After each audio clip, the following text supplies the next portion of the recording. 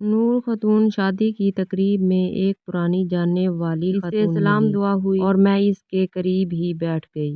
وہ مجھے دیکھ کر بے حد محظوظ اور کہہ رہی تھی کافی عرصے سے میں آپ کے پاس ملنے کے لیے آنا چاہتی ہوں۔ خیریت ہے؟ اللہ کے فضل سے بالکل خیریت ہے۔ دراصل آپ تو جانتی ہیں کہ بیوگی کی زندگی کیا ہوتی ہے۔ 15 سالوں سے رنگ دیکھ رہی ہوں۔ ماشاءاللہ بچے اب بہت بڑے ہو گئے ہیں۔ پیسے کی کمی نہیں ہے۔ بچے بہت چھوٹے تھے اور میں بھی جوان تھی۔ آپ یقین جانیں جس پر مصیبت ٹوٹتی ہے وہی جانتا ہے میرے ماشاءاللہ ماں کی دل جوئی مجھے حوصلہ دیتی ہے، مگر اتنے نزدیکی رشتے دار ہیں اور پھر نہیں کرتے۔ یہ بیوگی ہے کہ بے آسرا ہے، اس کی مدد ہی کر دیں۔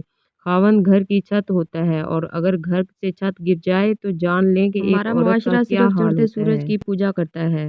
میں نے بچوں کی خاطر دوسری شادی نہیں کی، ایک لحاظ سے اچھا ہی کیا ہے، ورنہ آج میرے بچے ماشاءاللہ پڑھ لکھ بیٹا ہے اور ایک عہدوں پر۔ اب ان کی شادیوں کا وقت جب میں بہت پریشان تھی اور چاہتی تھی کہ میرے بہن بھائی میری مدد کریں، مگر میری مدد کبھی کبھی غیروں کی طرح ملتے تھے۔ آج بچے جب بڑے ہو گئے ہیں، میرا بیٹا کام بخوبی سنبھال رہا ہے تو وہ گاہے بگاہے حال چال آپ کے پاس گھر ہو اور آسائش بھی ہو، تو میں کہوں گی وہ آسائش آپ کے دکھوں کو کم نہیں کر سکتی۔ دکھ انسان کو خود ہی جھیلنے پڑتے ہیں۔ میں نے اس کی گفتگو سنی تو جواب دیا، خدا کا شکر کریں، ساری آسائشیں موجود ہیں۔ اگر آپ کے پاس زندگی گزارنے کا کوئی ذریعہ نہ ہوتا تو آپ اندازہ نہیں کر سکتی ابھی تو سب کچھ موجود ہے آپ کے پاس، تو آپ کے چھوٹے موٹے بھائی نہیں کرتے۔ اگر آپ کے پاس روزی کا ذریعہ نہ ہوتا تو میں کہتی ہوں کہ اس میں کوئی بھی آپ کی مدد نہ کرتا، کسی نے آپ کی مالی مدد نہیں کرنی تھی۔ ابھی تو ان کو معلوم ہے کہ آپ کو کسی قسم کی ضرورت نہیں ہے اور وہ سلام دعا اچھے طریقے سے کر لیتے ہیں، ورنہ آپ کی زندگی اجیرن ہو جانی تھی۔ اور دور اور تھا جب پڑوسی کو معلوم ہوتا تھا کہ ہمارا پڑوسی تکلیف میں ہے اور پڑوسی ہونے کے ناطے وہ مدد بھی کرتا اور دل جوئی بھی۔ اس طرح بہن بھائی ایک دوسرے کے آج تو کایا ہی پلٹ گئی ہے، خونی رشتہ ہو یا غیر کوئی اس لیے توقع مت رکھیں۔